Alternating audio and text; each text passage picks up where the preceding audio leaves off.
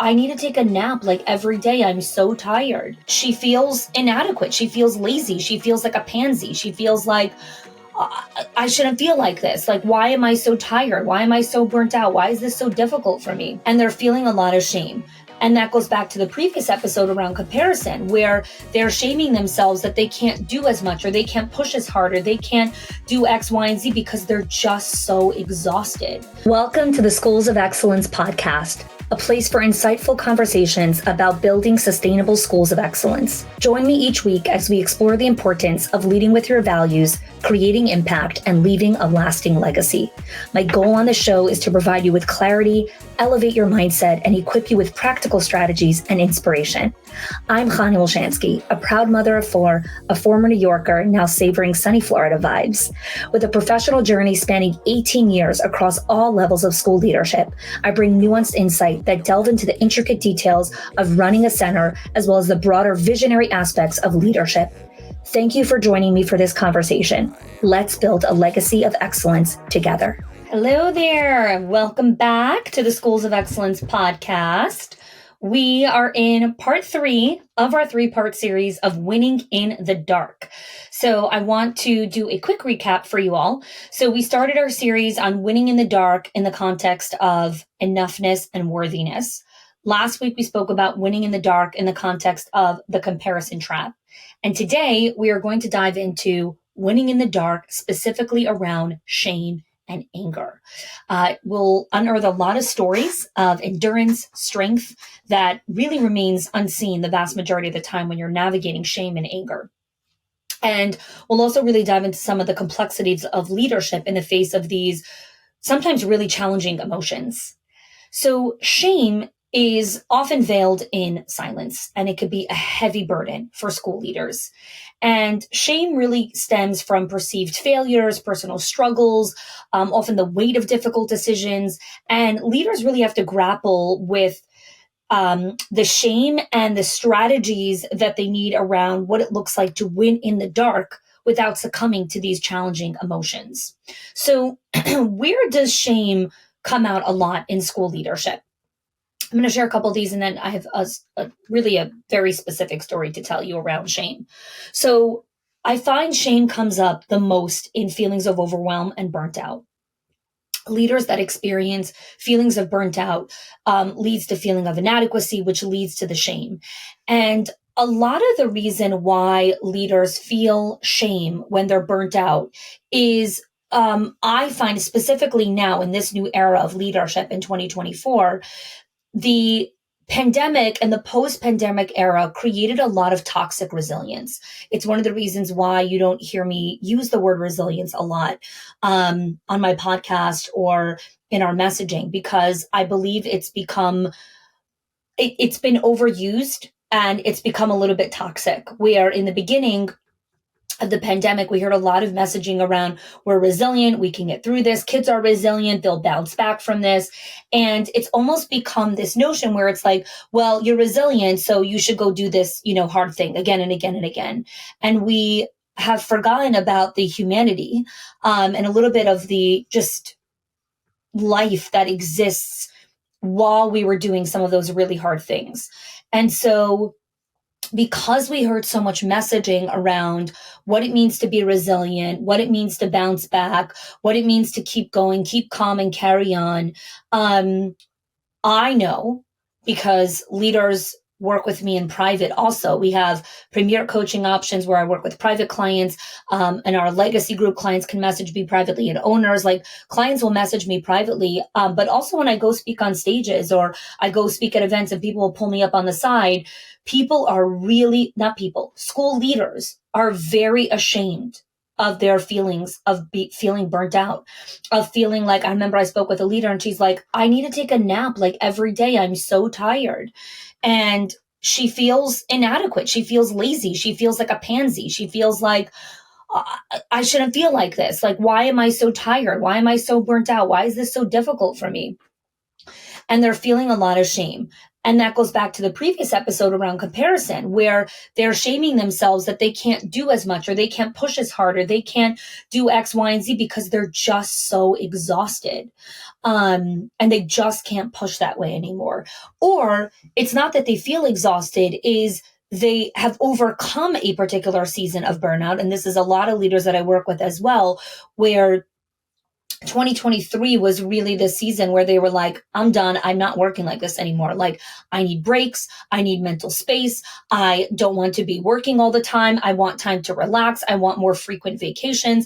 I want restoration. I want rejuvenation. I don't want more information all the time. I also want just time to connect with people and fuel my soul. And so a lot of leaders have committed in 2024 to doing less.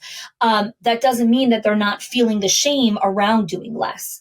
And so feelings of burnout really fuel the feeling of shame. And the thing about shame is it thrives off of loneliness. It thrives off of the quiet. And so many of us are dealing with shame in the shadows. It lurks in the shadows. And what it means to win in the dark around shame is actually to take the shame and say, you're not going to stay in the dark. I'm actually going to put bright lights on you and invite someone else to share this with me. I'm going to lean onto community. I'm going to reach out to a mentor. I'm not going to do this alone. So we go out onto the public forum and we present ourselves a certain way, but behind the scenes, we're feeling shame, burnout, inadequacy, all of those feelings. And we present one area in the bright lights, and then in the dark, we experience all these emotions. But you can't win shame in the dark, right? The way that you win shame in the quiet, right? Without telling everyone like, oh, I'm fighting a shame cycle, right? Or I'm feeling really shamed. And no one needs to know that you're fighting the shame gremlins. Who does need to know is your close network, is your support system. And who is your support system? It's not the public media. It's not the masses. It's one person, maybe two people. So winning in the dark around shame is actually very different than these other emotions, because shame thrives off of secrecy. And we want to shine the bright light on the shame itself so that we stop masking it and masking it and masking it and feeling like we have to continue to power through. We have to be resilient. We have to keep calm and carry on. But no, what are you feeling? What are you actually experiencing? And if you're feeling shame coupled with that emotion, then let's have a conversation. Reach out to a support network. And if you don't have one, the Directors Inner Circle, our Owners HQ program, Schools of Excellence, it's a great community and it might be a good fit for you. It might be the community that you've been looking for. Where else does shame show up? Challenges in implementing change. So a lot of leaders have a lot of difficulty in successfully implementing different change initiatives or growth initiatives. And they feel very ashamed that they can't bring about concrete or lasting change in their company. So I had a conversation a couple weeks ago with an owner. She's opening up a second location and she feels like she keeps starting and stopping. And I asked her, like, in what context are you talking about? And she had shared that she creates these policies and she implements them, but then, she'll get some pushback from a member of her leadership team or someone from the admin team or a teacher. And then she'll be like, oh, okay, we have to change the policy. And then she'll change the policy. And then she has to start all over again. And when I was on the call with her, I asked her, I said, what is it making you feel like? She's like, I feel so ashamed that I can't be consistent.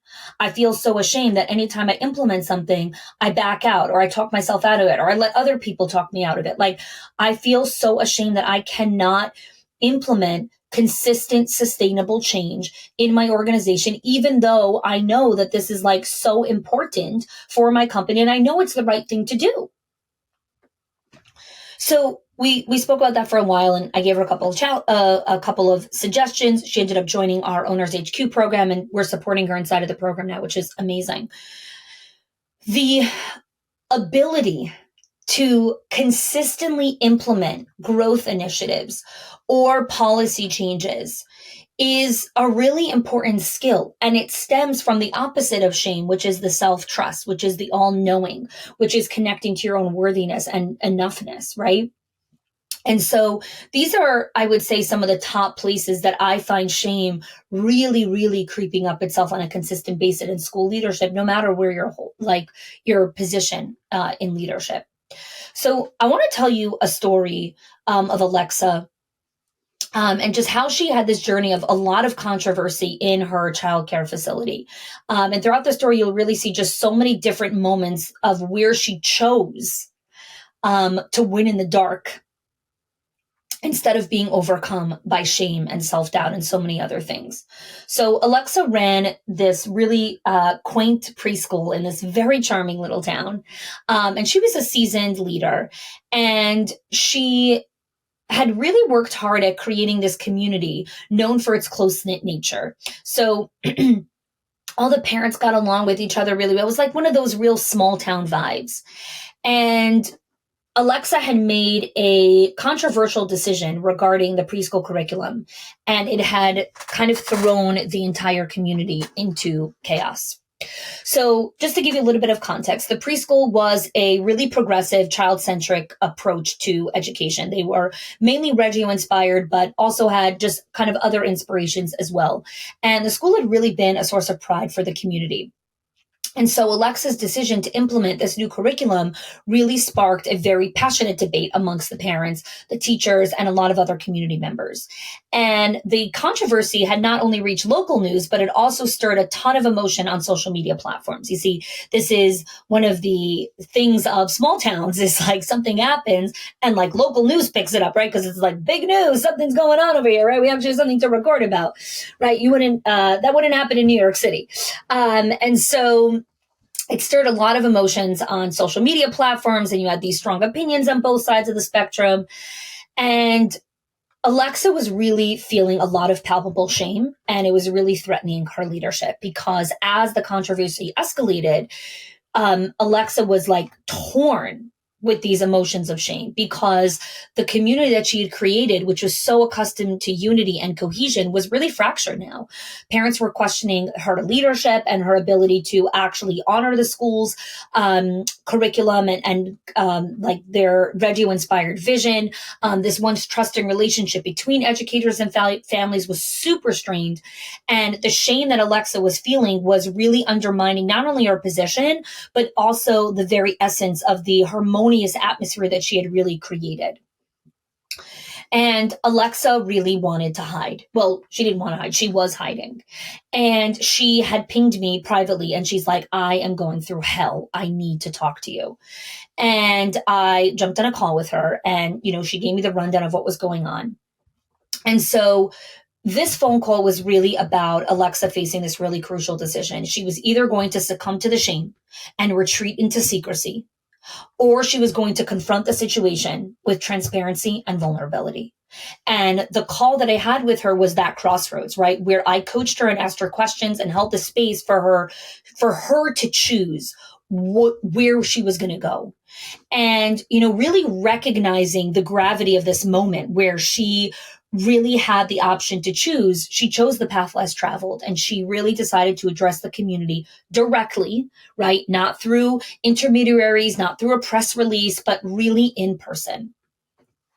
And so after our coaching call that I had with her, she had decided that she wanted to create a gathering, kind of like a town hall style. Again, this is like small town, right? So she had the preschool gymnasium. She brought the parents and the teachers, the community, everyone gathered together, and she stood in front of everyone.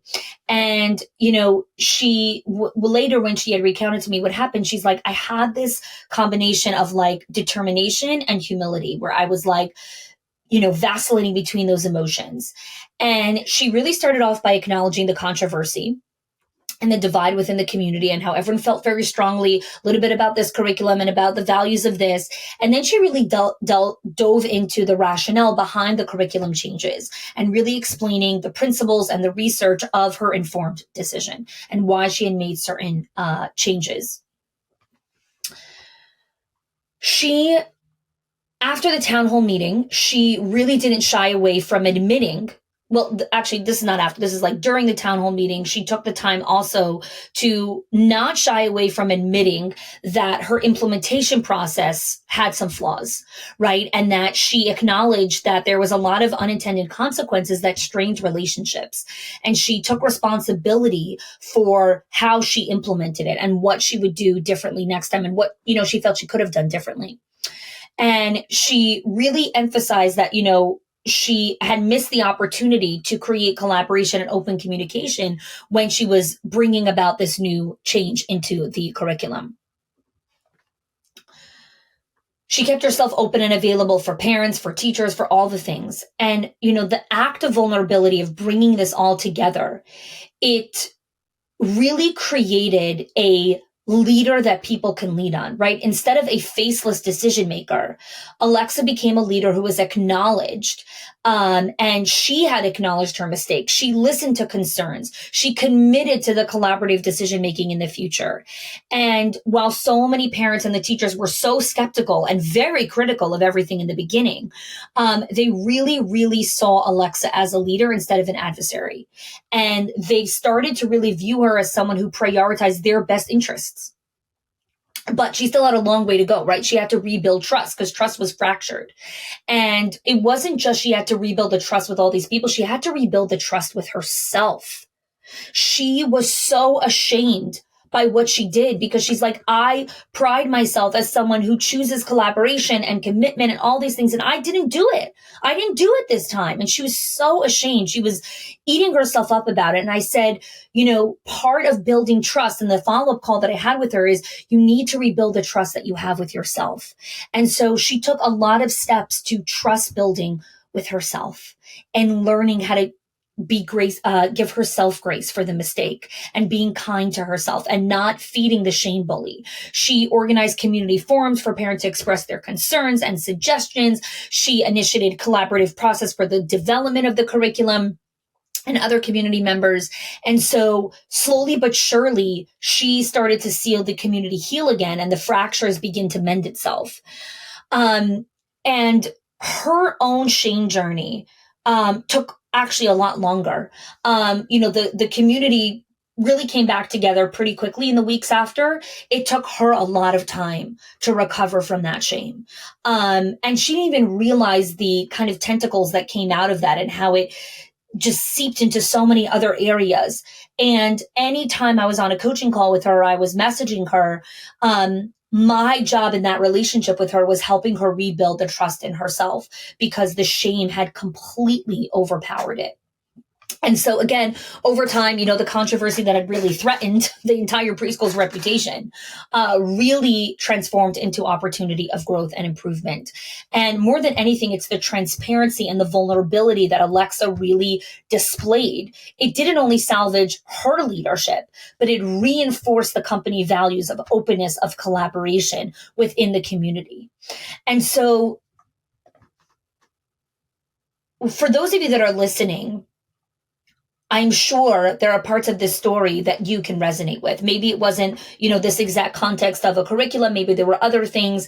And I want to invite you to really pause and reflect and say, where were there moments where I made decisions inside of the company that I was ashamed of? And what does it mean to win in the dark around shame? Where do I need to rebuild my self-trust? Where do I need to stop shaming myself around this? That's what it means to win in the dark around shame. Don't let shame win. You need to win. You need to win. Another emotion I want to tie into here is anger, because managing anger and frustration as a school leader is crucial for maintaining effective leadership, right? Winning in the dark in this context really involves finding constructive ways to address and resolve issues without letting anger negatively impact relationships, right? So I always talk about let your anger speak to you because your anger doesn't lie. I remember one time I had a long conversation with my own therapist. This is going back several years ago. And I was talking about how I was really pissed off about something. And then I kept saying to myself that I was really upset at myself for being angry, right? And it was a very interesting dialogue, how she was kind of holding the container for me. But one of the things she said that I will always remember was, she said, your anger doesn't lie. Your anger will always tell you the truth. Your people pleasing will always bullshit you. So when you're trying to people please or fawn or whatever it is that you're trying to do, that's not the truth of who you are and what you're really trying to contribute. When you're upset about something or your anger speaking, listen to it. But as women, we are so afraid of our anger. We are so terrified to let ourselves experience this emotion. And like I say, at different events, I spoke at the Kids Are Kids event in Atlanta several months ago, and I had walked the attendees through an exercise that your emotions, if you can envision it like you're standing at the ocean, right? So right there where the tide comes in with the sand and your feet are firmly in the sand, and you let that emotion of anger wash over your feet, and then it goes right back into the ocean, right? It doesn't stay there. The wave goes right back. And so in the same way that the wave goes right back, your anger is not going to stay washed over you forever. If you let yourself feel anger, you're not going to feel angry forever. When we feel the emotion, we feel like, I'm always going to feel like this. It's not true. The emotion passes. The emotion passes. And so winning in the dark in this context really involves finding the constructive ways to address and resolve issues without letting this anger negatively impact our relationships and the school community. So what are some ways of what it looks like to win in the dark around anger? Mindfulness practices, right? High stress situations trigger anger and frustration. And so what it looks like to win in the dark around your anger is introducing mindfulness practices for yourself to promote emotional regulation. Now, I have so many different episodes on emotional regulation, which we can link here in the comments as well. But incorporating short mindfulness sessions into staff meetings to cultivate calm, right? To cultivate that culture of mindfulness, of calmness, maintaining composure. Again, the more you practice it, the more your body remembers this is how we get to a state of calm. So that when you feel angry, pissed off, frustrated, resentful, whatever, your body actually has a template to remember, how do I get myself into a state of calm? How do I get myself back to a state of emotional regulation? Another way that we win in the dark in relation to our anger is overwhelming workloads contribute to a lot of anger and frustration. So when we have excessive workloads, when we are working too much, or we have too much on our plate, or we are over functioning, we are overcommitted, we are holding way too much mental load, we're the ones that's carrying the whole project. It gets us angry, really, really angry. Listen to it. Listen to that anger, and then let's go win it, right? How do we win in the dark with our anger? Number one, we conduct a workload assessment. This is one of the things that I do inside of our Owners HQ and our legacy program. It's called percentage priorities. It is a very specific assessment that I work through, exercise that I work with our clients, where they identify the areas of how they can distribute responsibilities more equitably amongst their leadership team. And so they're doing a workload assessment so that they can actually not have excessive workload. So this comes before delegation, right? I know a lot of times when leaders hear things like, oh, I'm so overworked. Okay, delegate. What do I delegate, right? We are so pissed that we have so much on our plate. We just start delegating all stupid nonsense. We actually start delegating the wrong things. You create the boomerang effect, all this stuff. And this isn't an episode on delegation, so I don't want to go into that. But winning in the dark around your anger when it comes to excessive workload is conducting workload assessments. And if you're interested in this workload assessment, where you can actually understand how to distribute responsibilities equitably amongst your work environment, I'd love to invite you to apply to our Owners HQ program, to our Directors Inner Circle. Let's have a conversation. And those assessments and diagnostics exist inside of our membership. Another way that you can win in the dark in relation to your anger around excessive workload is listening to, how do I create more harmony between my work and my life? So it's very interesting, actually.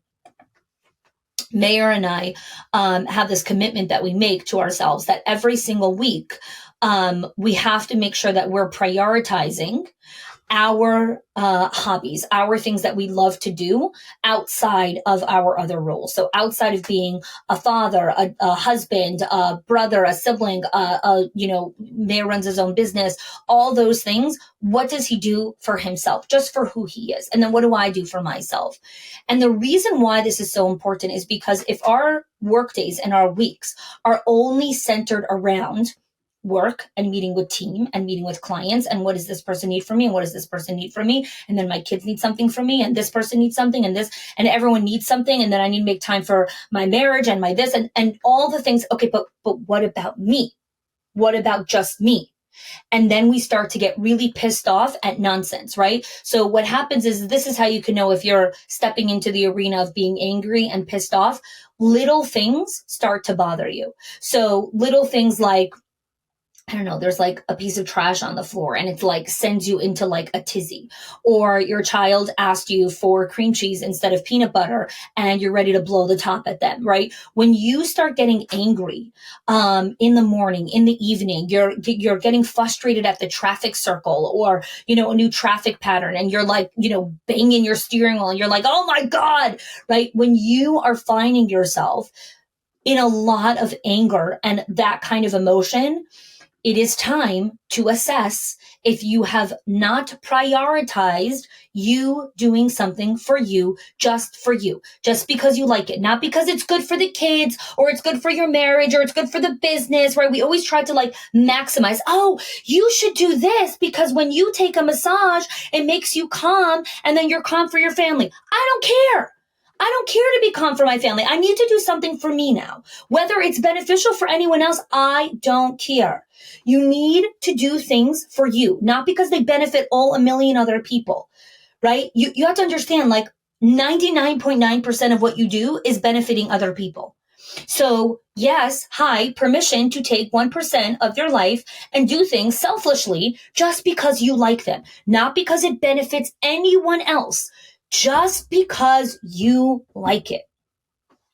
I love to play guitar.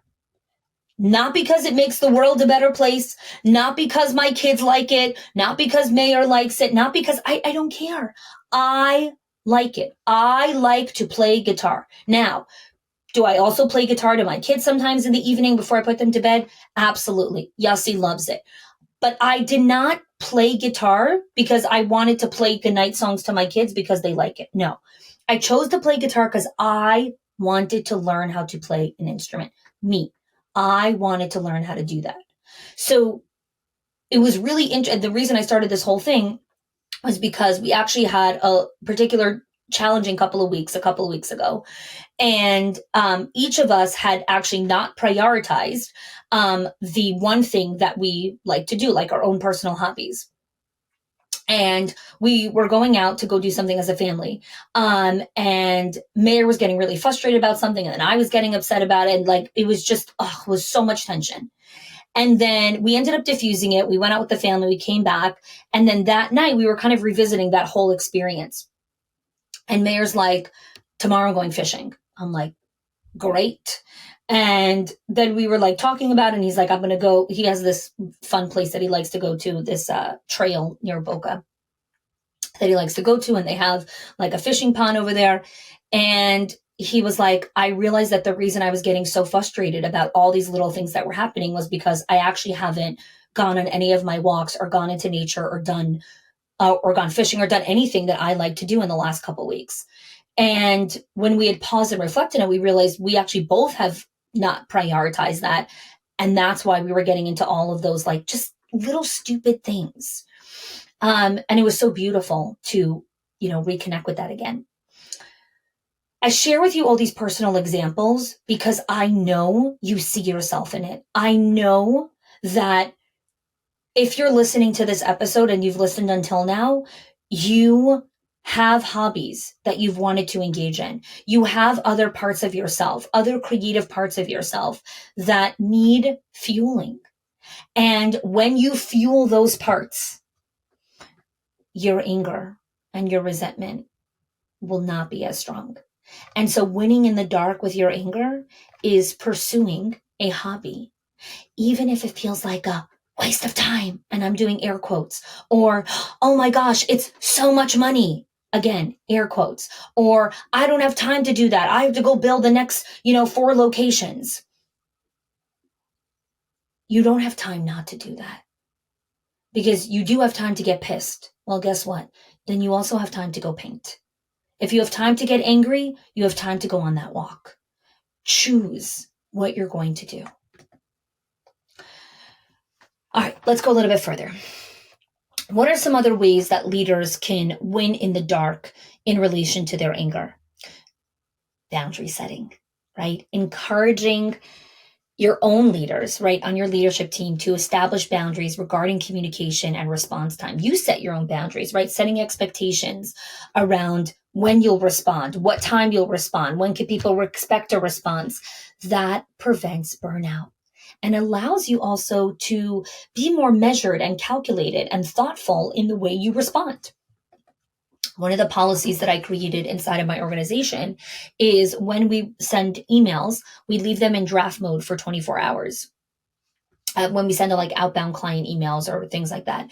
And the reason for that is because after we send the email, we want it to sit and marinate in the draft mode, because when we come back the next day, we will have a different emotion and a different experience around it. And that is us boundary setting to honor our company value of legendary service. We have a company value of legendary service. We want to serve our clients at the highest level. And guess what? We're people. We have emotions. We experience things. Our clients are people. They're experience things. Sometimes then they send emails that they regret or had a little bit too much emotion or whatever it is. Before we reply, we want to make sure we're honoring our values. And so they sit in draft mode. That is one way that we honor our boundaries. Okay. So let's wrap up this series here, right?